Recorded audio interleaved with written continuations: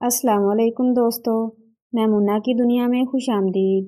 اگر آپ میرے چینل پر نیو ہیں تو کائنڈلی میرے چینل کو سبسکرائب کر کے بیل نوٹیفیکیشن کو آن کر لیں تاکہ آپ کو ملتی رہے ہر نیو اپڈیٹس۔ جزاک اللہ۔ پیش خدمت ہے کہانی بونے کے جوتے۔ مونگی ایک موچی تھا۔ اس کی دکان گاؤں میں تھی۔ وہ روزانہ صبح دکان کھولتا، دن بھر گاؤں والوں کے پھٹے پرانے جوتوں کی مرمت کرتا اور جب شام ہوتی تو دکان بند کر کے گھر چلا آتا۔ چونکہ وہ بہت غریب تھا اس لیے اس کی دکان نہایت ٹوٹی پھوٹی حالت میں تھی۔ اس کے پاس اتنے پیسے ہی نہیں تھے کہ دکان کی مرمت کروا سکتا۔ بارشوں میں اس کی چھت ٹپکنے لگتی تھی اور دکان میں موجود سامان بھیگ جاتا تھا۔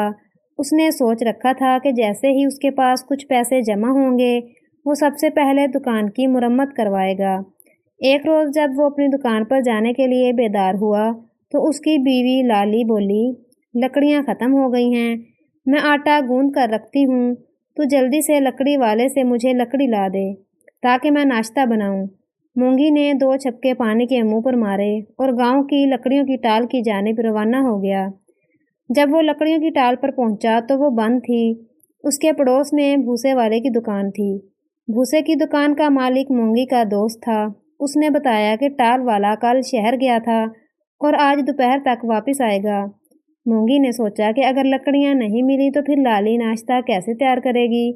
یہ سوچ کر اس نے جنگل جانے کی ٹھانی تاکہ وہاں سے کچھ لکڑیاں لے کر گھر چلا جائے۔ جنگل بالکل قریب تھا۔ وہ جنگل کی طرف چل پڑا۔ اس کے پاس کلہاڑی تو تھی نہیں کہ وہ لکڑیاں کاٹتا، اس لیے جنگل میں پہنچ کر اس نے بہت ساری خشک جھاڑیاں جمع کر لیں، پھر ان کا گٹھا بنایا اور اس گٹھے کو اٹھا کر گھر کی طرف چل دیا۔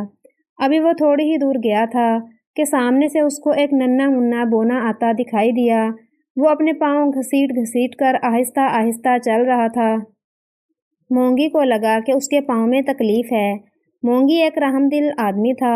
بونے کے پاؤں کی تکلیف کا خیال دل میں آیا تو اس نے اس کی مدد کرنے کی ٹھانی۔ اس نے جھاڑیوں کا گٹھا زمین پر رکھا اور بونے کے قریب آنے کا انتظار کرنے لگا۔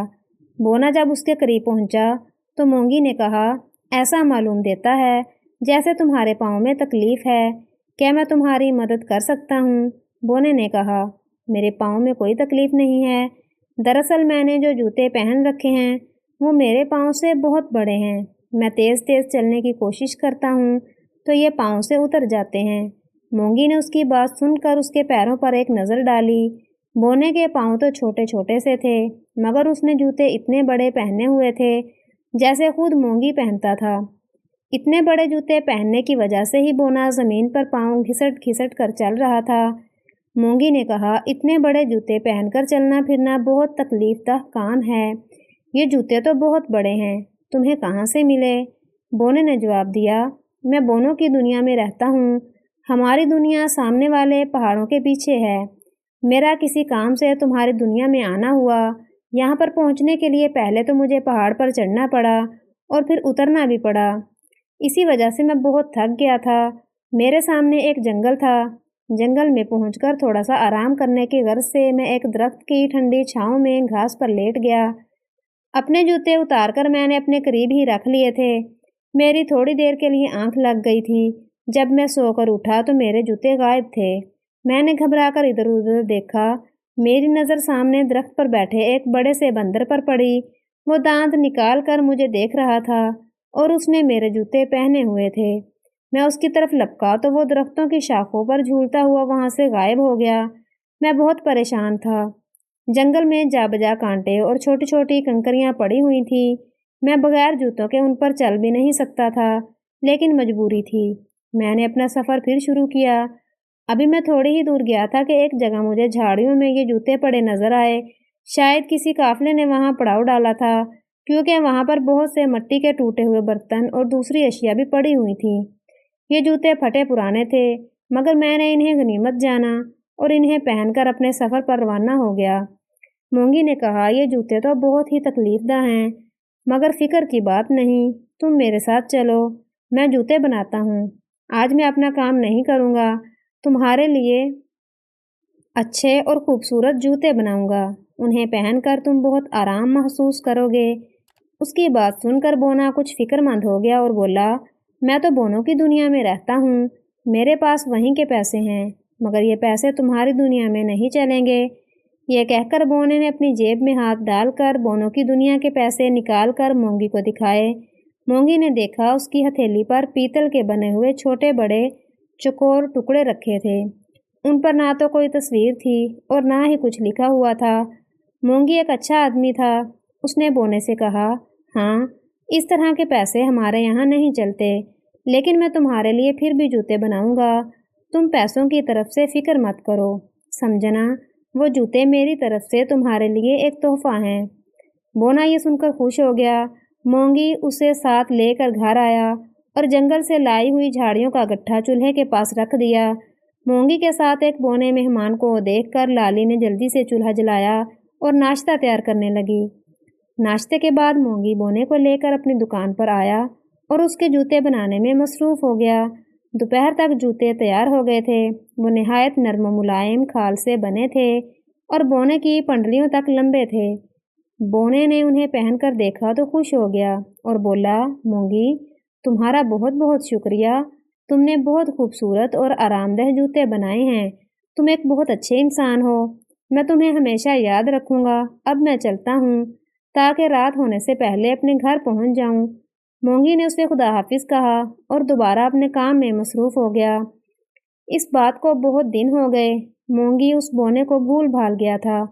اچانک ایک روز رات کو اس کے گھر دروازے پر دستک ہوئی۔ مونگی نے دروازہ کھولا اور یہ دیکھ کر حیران رہ گیا کہ وہی بونا اس کے دروازے پر کھڑا ہے۔ سامنے ایک چھوٹی سی بگھی کھڑی تھی۔ بونا اسی بگھی میں سوار ہو کر آیا تھا۔ وہ بونے کو لے کر گھر میں آیا۔ لالی بھی بونے کو دوبارہ اپنے گھر میں دیکھ کر بہت خوش ہوئی۔ اس نے گڑ کے میٹھے چاول بنائے تھے۔ اس نے وہ چاول بونے کے آگے رکھے۔ بونے کو میٹھے چاول بہت پسند تھے۔ اس نے لالی کا شکریہ ادا کیا اور چاول کھانے لگا۔ چاول کھانے کے بعد اس نے مونگی سے کہا، مونگی، تمہارے بنائے ہوئے جوتوں کی میرے ملک میں ہر طرف دھوم مچ گئی ہے۔ وہاں کے تو سب لوگ چاول یا پھر گندم کے سوکھے پودوں سے بنے ہوئے جوتے پہنتے ہیں۔ ایسے شاندار چمڑے کے بنے ہوئے خوبصورت جوتے انہوں نے کبھی نہیں دیکھے تھے۔ ان جوتوں کی خبر شاہی محل میں بھی پہنچ گئی ہے۔ ہمارے بادشاہ نے مجھے تمہارے پاس بھیجا ہے اور کہا ہے کہ تم ان کے ملکہ کے اور ان کے بچوں کے جوتے بناؤ گے، اسی لیے میں تمہیں لینے آیا ہوں۔ بس اب چلنے کی تیاری شروع کر دو۔ ہمارا بادشاہ اس کام کا تمہیں بہت سا انعام دے گا۔ بونے کی باتیں سن کر مونگی کو بہت خوشی ہوئی۔ اس نے کہا، ہاں ہاں، میں ضرور تمہارے ساتھ چلوں گا، اسی بہانے میں بونوں کی دنیا بھی دیکھ لوں گا۔ سنا ہے بونوں کی دنیا بہت خوبصورت ہے، سب لوگ بہت پیار محبت سے رہتے ہیں۔ مونگی، تم نے ٹھیک سنا ہے، ہماری دنیا کے لوگ بہت اچھے ہیں، بالکل تمہاری اور تمہاری بیوی کی طرح۔ تم نے بھی تو میرے ساتھ بہت اچھا سلوک کیا تھا۔ میرے پاس تمہیں دینے کے لیے ایک پیسہ بھی نہیں تھا، اس کے باوجود بھی تم نے مجھے جوتے بنا کر دیے۔ تمہاری بیوی بھی بہت اچھی ہے، اس نے بھی میری بہت خاطر مدارت کی تھی، بونے نے کہا۔ مونگی اس کی بات سن کر بولا، ہم نے جو کیا تھا وہ ہمارا فرض تھا، ویسے بھی کسی کے کام آنا بہت اچھی بات ہے۔ بونے نے اپنی جیب سے سونے کی چند چھوٹی چھوٹی ڈلیاں نکال کر مونگی کو دی اور بولا، یہ سونے کی ڈلیاں ہمارے بادشاہ نے تمہارے لیے بھجوائی ہیں تاکہ انہیں بیچ کر تم جوتے بنانے کے لیے چمڑا اور دوسری چیزیں خرید سکو۔ اس کے علاوہ تمہیں ایک گھوڑا بھی خریدنا پڑے گا، اس پر بیٹھ کر ہی تم ہمارے ملک جا سکو گے، وہ پہاڑوں کے پیچھے ہے اور یہاں سے کافی فاصلے پر ہے۔ بس اب تم تیاری شروع کر دو، میں ایک ہفتے کے بعد پھر آؤں گا اور تمہیں اپنے ساتھ لے جاؤں گا۔ یہ کہہ کر بونا اپنی سنہری بگھی میں بیٹھ کر وہاں سے روانہ ہو گیا۔ بگھی میں ایک چھوٹا سا گھوڑا جتا ہوا تھا۔ بونا بگھی پر سوار ہو گیا تو گھوڑا ہلکی سی آواز میں ہنہنایا، سر گھما کر مونگی کو دیکھا اور پھر روانہ ہو گیا۔ مونگی نے جب سونے کی ڈلیاں لالی کو دکھائیں تو وہ بھی بہت خوش ہوئی اور بولی، مونگی، میں انہیں سنبھال کر رکھ دیتی ہوں، ان سے تمہیں ایک گھوڑا اور جوتے بنانے کے لیے سامان خریدنا ہوگا۔ مونگی نے اب اپنے سفر کی تیاریاں شروع کر دی تھی۔ اس نے نرم و نازک چمڑا، نئے اوزار، ریشمی دھاگا اور جوتے بنانے میں کام آنے والی دوسری چیزیں خریدیں۔ اس نے سواری کے لیے ایک گھوڑا بھی خرید لیا تھا۔ اسے اس بات کی بہت خوشی تھی کہ اس کے کام کو بونو کی دنیا میں بہت پسند کیا گیا تھا۔ اب اسے بونو کی آمد کا انتظار تھا۔ آخر خدا خدا کر کے ایک ہفتہ گزرا اور ایک صبح بونا اپنی بگھی میں سوار اس کے گھر آ پہنچا۔ مونگی تو تیار ہی بیٹھا تھا۔ اس نے لالی کو خدا حافظ کہا اور بونے کے ساتھ چل پڑا۔ بونے کی بگھی آگے آگے تھی اور مونگی اپنے گھوڑے پر سوار اس کے پیچھے چلا آ رہا تھا۔ اونچے اونچے پہاڑوں کو عبور کر کے وہ ایک میدان میں پہنچے۔ میدان ختم ہوا تو سامنے کسی شہر کے آثار نظر آئے۔ اسی شہر میں بونا رہتا تھا۔ مونگی جب شہر میں داخل ہوا تو اس نے بہت سے چھوٹے چھوٹے خوبصورت گھر دیکھے۔ وہاں پر خوب چہل پہل نظر آ رہی تھی اور چھوٹے چھوٹے بونے رنگ برنگے لباسوں میں ملبوس اپنے اپنے کاموں میں مصروف تھے۔ ان کے جانور بھی انہی کی طرح چھوٹے چھوٹے تھے۔ مونگی کو گلیوں میں مرغیاں بھی نظر آئیں۔ ان مرغیوں کا قد چوزوں جتنا تھا اور وہ بھاگتی پھر رہی تھی۔ مونگی انہیں دیکھ کر سوچنے لگا کہ جانے ان کے چوزے کتنے بڑے ہوتے ہوں گے۔ وہاں اسے پھلوں کے درخت بھی نظر آئے۔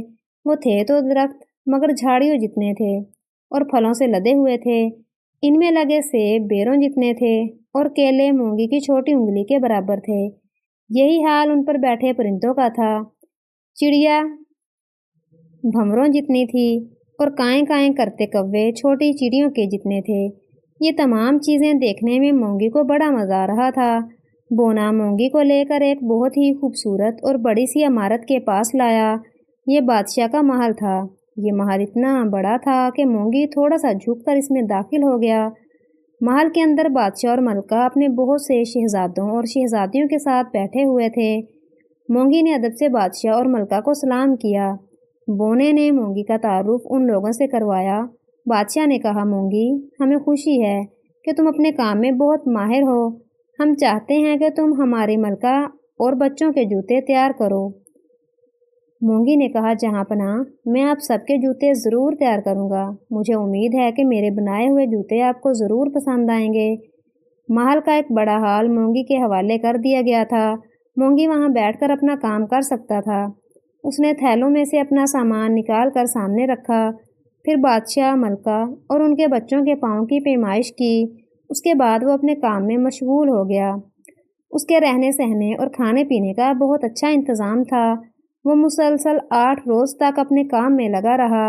8 روز گزرے تو تمام جوتے تیار ہو گئے تھے۔ اس کے بنائے ہوئے جوتے اتنے خوبصورت تھے کہ بادشاہ اور ملکہ انہیں دیکھ کر دنگ رہ گئے۔ ان کے شہزادے اور شہزادیوں نے جب انہیں پہن کر دیکھا تو وہ بھی بہت خوش ہوئے۔ مونگی کا کام ختم ہو گیا تھا، اس لیے اس نے بادشاہ سے اپنے گھر جانے کی اجازت طلب کی۔